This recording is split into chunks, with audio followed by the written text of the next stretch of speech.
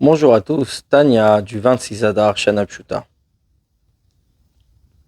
En effet, l'Admorazaken expliquait comment, par une mitzvah, non seulement on s'élève, on élève le monde tout entier, puisque par nos âmes, c'est là où on raffine le monde et on fait descendre la Shrina.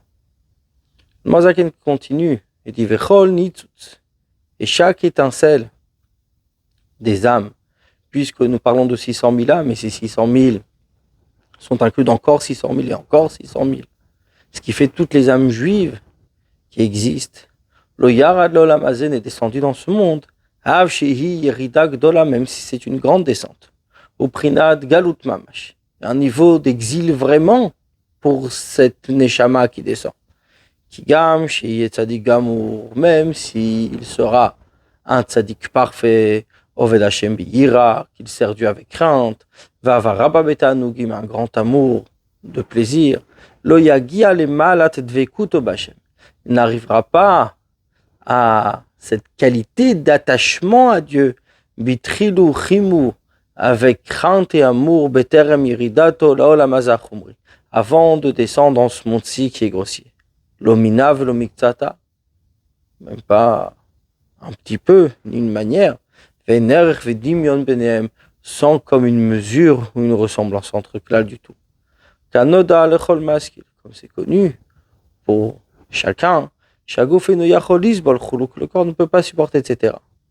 Elle a seulement iridat olamazé, ça descend dans ce monde-ci, itlabesh begouv nefesh achiyunit, pour s'habiller dans un corps et dans une âme vitale, ou kedeleta kedamilvat, c'est uniquement pour les réparer, ou la frida, mais pour les séparer, mais hara shel shalosh klipotatmiot, de ce mal des trois klipot impurs, à l'idée ishmiracha salota, c'est 20 faits, en gardant les 365 mitzvot négatives et leurs dérivés. Afin d'élever son âme vitale avec sa part qui lui est liée de ce monde-ci, ou les kashra, mais de les attacher, ou les achadam, et de les unir avec la lumière infinie, béni soit-il. Asheriam, Shirbahem, qui l'attira par l'idée qui yumo, kol ramach mitzvot, c'est par son accomplissement des 248 mitzvot positives. Dans son âme vitale, car c'est elle qui accomplit toutes ces mitzvot concrètes comme nous l'avons expliqué précédemment. C'est-à-dire que l'Admorazaken dit ici qu'en effet, toute cette étincelle divine, c'est-à-dire cette Neshama qui descend dans ce monde, si elle descend, évidemment qu'elle était beaucoup plus attachée à Dieu là-haut, mais en descendant ici, c'est là où elle répare, c'est là où elle élève le corps et cette âme vitale, puisque les mitzvot concrètes sont faites par cette âme vitale, et justement on la sépare des forces impures en se préservant des mitzvot négatives et en appliquant les mitzvot positives. C'est là où nous l'élevons. Et il continue, comme c'est écrit, car la neshama elle-même n'a pas besoin de réparation, d'élévation, c'est une étincelle divine. Etc. Et a eu l'utilité de s'habiller dans ce monde-là, etc.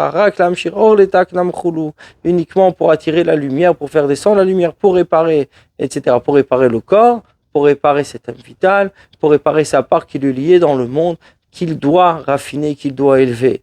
C'est-à-dire ce n'est pas pour elle-même, puisque la Neshama, là où elle est unie avec Dieu. Mais ici, justement, si elle est descendue, c'est pour pouvoir s'élever encore plus, pour pouvoir élever le corps, pour pouvoir élever cette âme vitale.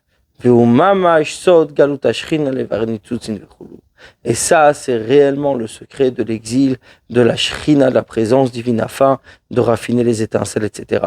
C'est-à-dire qu'il y a des étincelles qui sont tombées parmi les klipotes, c'est-à-dire les impuretés, et qu'il faut élever. Et ça, c'est la galout, ça, c'est l'exil de la shrina.